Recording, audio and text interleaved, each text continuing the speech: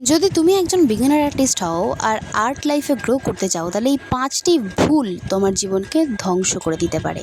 So stop doing this. আর এই ভিডিওর শেষে এমন একটা সিক্রেট বলবো যেটা প্র্যাকটিস করলে তোমাদের ড্রয়িং আগের থেকে 10 গুণ বেটার রেজাল্ট দেবে। আজ তোমরা এমন 5টা কমন মিস্টেক জানতে পারবে যেটা ঠিক করলে তোমাদের আর কেউ বিগিনার আর্টিস্ট বলবে না। মিস্টেক নাম্বার 1, প্রপোর্শন ভুল করা। দেখো, মানছি ওটা মুখ, ওটা কোনো ম্যাথমেটিক্যাল রেশিও বা জ্যামিতি পুরোপুরিভাবে মেনে চলে না। তবে এমনও কোনো জিনিস নেই যেটা সম্পূর্ণভাবে নিজের মতো। সব কিছুরই একটা বেসিক স্ট্রাকচার কিন্তু সেম হয়। তাই চোখ, নাক, মুখ যদি সঠিক জায়গাতেই না থাকে, নাক ওপরে উঠে গেল বা চোখ নিচে নেমে গেল, তাহলে কিন্তু সেটা কোনোভাবেই একটা মুখের মতো দেখতে হবে না। কিন্তু কোনো প্রবলেম নেই, এই ভুলটা আমরা খুব সহজেই সলভ করে নিতে পারি। লুমিস মেথড বা গ্রিড মেথডের মতো অনেক ভালো ভালো মেথডই রয়েছে আকার প্রপোর্শনকে ঠিক করার জন্য। খুব বেসিকভাবে লুমিসের একটা স্ট্রাকচার করে নিয়েই যদি আমরা তাতেই চোখ, নাক, মুখগুলো বসাই, তাহলে সেটা অনেক সহজেই প্রপার হয়ে যায়। দেখে নাও কী করে সেটা করবে।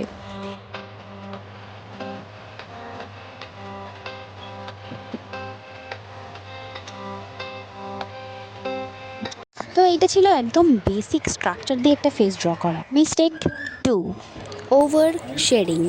অনেক বিজ্ঞানীরাই ভাবে যে বেশি শেড দিলে হয়তো ফটো বেশি রিয়েলিস্টিক লাগবে, কিন্তু সেটা কখনোই নয়। শেডিং বেশি হয়ে গেলে ড্রয়িং অনেক সময় ডাল হয়ে যায় বা ডার্কনেস বেড়ে যায়। এই প্রবলেম সলভ করতে গেলে আমাদেরকে জানতে হবে শেড কত রকমের, শেড জিনিসটা কি।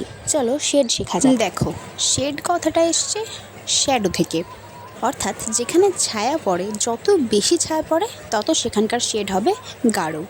আমি স্ক্রিনে গাঢ় থেকে হালকার একটা শেড লাইন তৈরি করছি। এখানেই আমরা একদম ডিপ থেকে একদম হালকার মধ্যে বিভিন্ন রকমের শেড পেয়ে যাব। অর্থাৎ একটা হালকা রঙে যতই তুমি কালো রঙ মেশাবে, অর্থাৎ যত তার গাঢ়ত্ব বাড়াবে, ততই তার শেড বাড়বে। এটাই হলো শেড।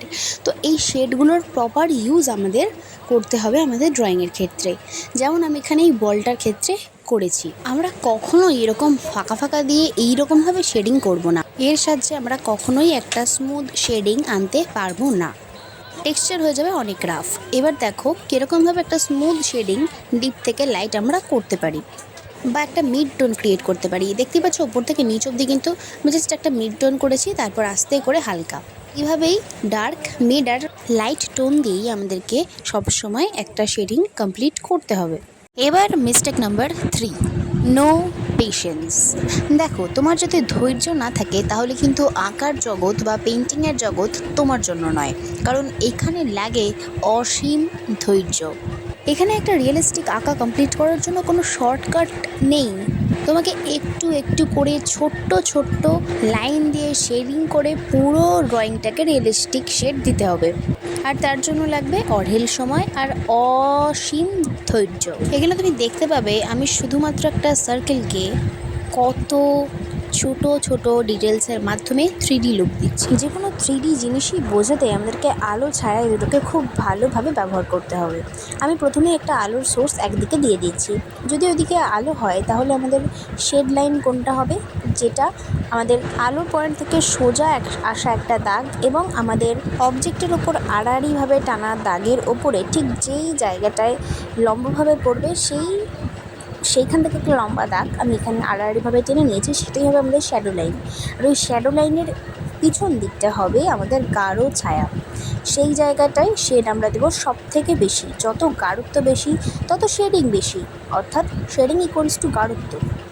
কোথাও যদি ছাওয়া সব থেকে বেশি হয় সেখানে গাঢ়ত্ব অর্থাৎ শেডিং সব থেকে বেশি হবে। এইরকমভাবেই ছোট ছোট করে একটু একটু করে আমরা এই পুরো সার্কেলটিকে কমপ্লিট করছি। তোমরা দেখো এবং অবজার্ভ করো।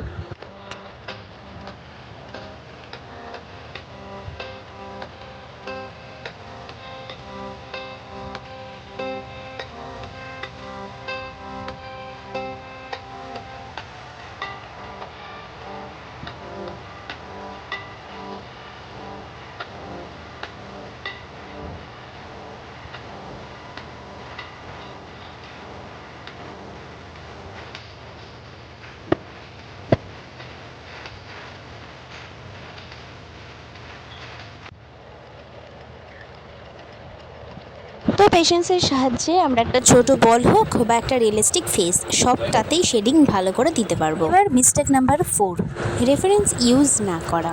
তো তার আগে বলে দিই 5 নম্বর মিস্টেকটা কিন্তু খুবই ইন্টারেস্টিং, ওটা কেউ মিস করবে না। আর এই অবধি ভিডিওটা দেখছো মানে নিশ্চয়ই তোমার কিছু হেল্প হচ্ছে, তোমার ভালো লাগছে দেখতে, তাহলে অবশ্যই একটা লাইক করে দিও, তাহলে আমিও বুঝবো যে আমার ভিডিওতে কারোর উপকার হয়েছে। আর এই মিস্টেকটাই বিগিনাররা সব থেকে বেশি করে, তারা ভাবে যে রেফারেন্স ইউজ করলে সেটা তো চিটিং করা হবে, কোনো কিছু দেখে কপি করা হবে, কিন্তু এই কনসেপ্টটা একদমই ঠিক নয়। যখন তুমি কোনো কিছু প্রথম শিখছো তখন তোমার উচিত অবশ্যই ভালো কাউকে দেখে কপি করা, তবেই না তোমার মধ্যে তোমার নিজের ট্যালেন্টটা গ্রো করার চান্স। শুরুতে যখন তুমি কিছুই জানো না তখনই যদি তুমি নিজেকে বলতে থাকো যে আমাকে নতুন কিছু করতে হবে, তখন কিন্তু তোমার ব্রেন পাজলড হয়ে যাবে। তাই এই মিস্টেকটা শোধরানোর জন্য তোমাদেরকে সবসময় একটা ড্রয়িং করার আগে একটা সঠিক রেফারেন্স ফটো ইউজ করতে হবে অবশ্যই শুরুর ক্ষেত্রে।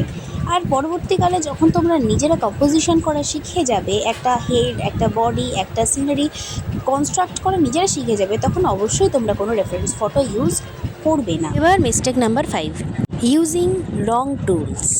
আর প্রধানত এর কারণেই তোমরা যতই ভালো শেডিং করে নাও না কেন, তোমাদের ড্রয়িং হবে একদমই ফ্ল্যাট অথবা একদমই ডার্ক।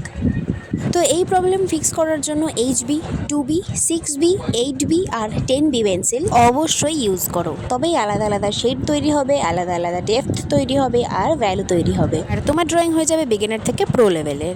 এবার ফাইনাল সিক্রেট। দেখো সব কিছুই হবে, শেডিং, আউটলাইন, ড্রয়িং, কিন্তু সবথেকে ইম্পর্টেন্ট কী জানো?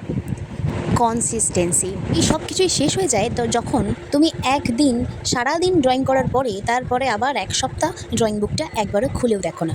তাই জন্য বলছি রেগুলার করো, 20 মিনিট করো, 5 মিনিট করো, 10 মিনিট করো, তোমার ইচ্ছা, কিন্তু রেগুলারলি। কী হয়েছে, আর্ট মেটেরিয়াল নেই, কোনো প্রবলেম নেই, পেন দিয়ে প্র্যাকটিস করো, কিন্তু রেগুলার করো, রেগুলার প্র্যাকটিস ইজ মাস্ট।